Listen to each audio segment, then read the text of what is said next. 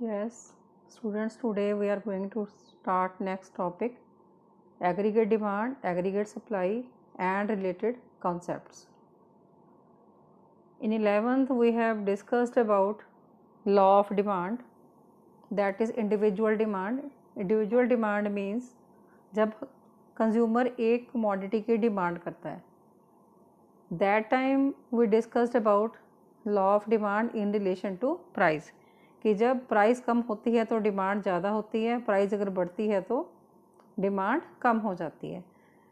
But in macro economics we will study about the aggregate demand, not individual demand. And aggregate demand means total demand in the economy. So this is the concept of aggregate demand.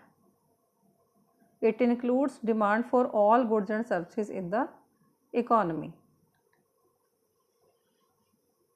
So AD is measured during the accounting year, so that's why it is said to be flow concept, कि flow of goods and services during an accounting year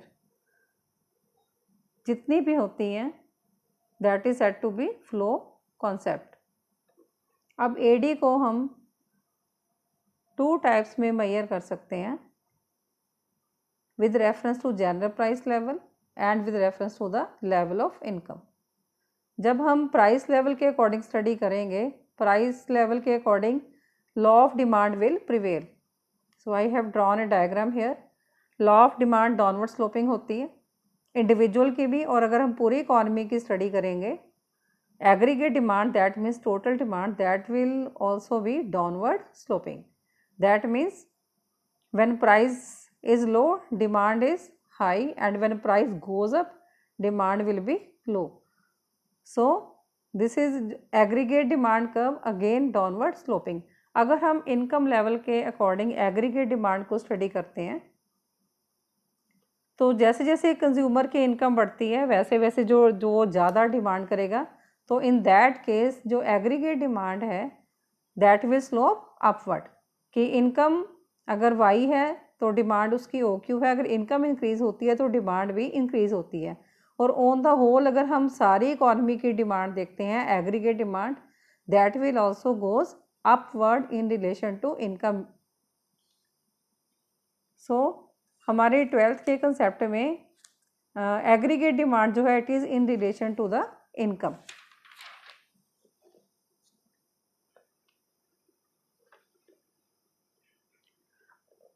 Now here AD means total expenditure, not only on goods, also on services.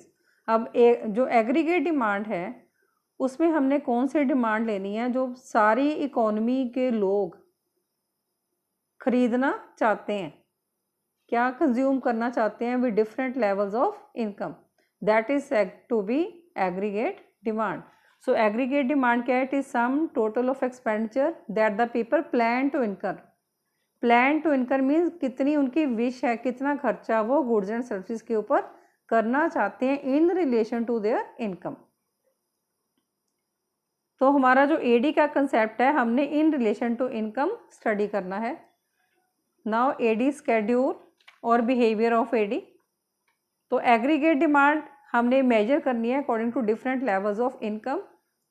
तो अभी हमने previously study किया कि जैसे जैसे लोगों की इनकम लेवल बढ़ता है वैसे वैसे एग्रीगेट डिमांड जो है वो बढ़ती है इनकम के साथ साथ. सो जो प्राइस है it is not a affecting factor here. Here schedule is given. This is income, different income levels and AD. So at zero level of income demand is 30.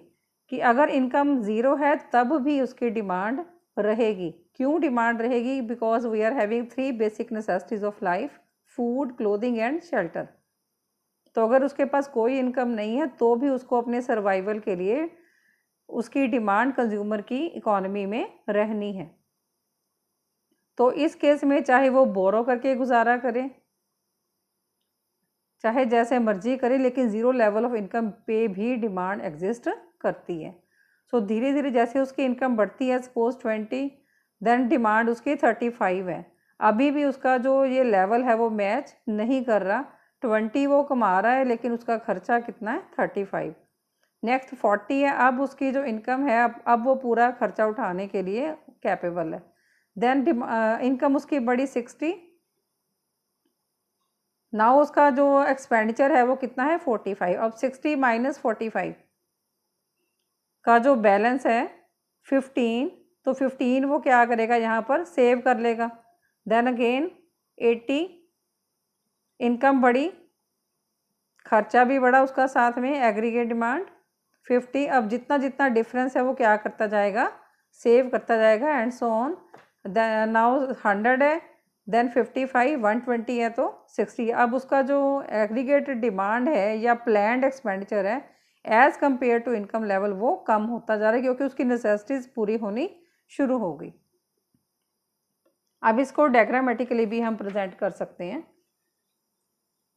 X axis पे हमने income level show किया है, Y axis पे हमने aggregate demand show की है। सो this is autonomous investment line, it remains constant at all levels of income. Now इस diagram को हमने फ्री हैंड ड्रॉ करना है।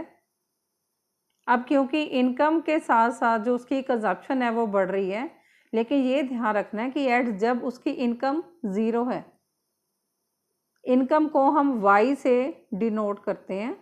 जब जैसे अब ज़ीरो इनकम है, ज़ीरो पे उसका खर्चा कितना है 30, तो जो कंजप्शन एक्सपेंडिचर की लाइन है दैट मीन्स एग्रीगेट एक्सपेंडिचर की लाइन है वो हमने 30 से स्टार्ट करनी है क्योंकि 30 हमारा पहला पॉइंट है। यहाँ पर भी देखिए ज़ीरो के सामने क्या है 30, तो जब इनकम ज़ीरो है उसका खर्चा कितना है 30। देन नेक्स्ट 10 है, 10 पे उसका कितना है 20 है तो कितना है 35, 40 है देन 40। इस तरह से हमने इसकी जो इनकम लाइन है वो हमने 45 डिग्री के एंगल पे हमने बना ली, और जो एग्रीगेट डिमांड है इट विल स्टार्ट फ्रॉम 30, वो आप इस ग्राफ के अकॉर्डिंग ड्रॉ करते जाओगे। 0 पे 30, 20 पे 35, देन 40 पे 40, 60 पे 45। इस तरह से आपकी ये वाली जो कंजप्शन लाइन है दैट विल गो ऑन। अब जो कंजप्शन लाइन है that means aggregate demand, it is summation of consumption expenditure plus investment expenditure. अब aggregate demand line income line को कहाँ पर कट कर रही है 40 पे, क्योंकि यहाँ पर जो 40 है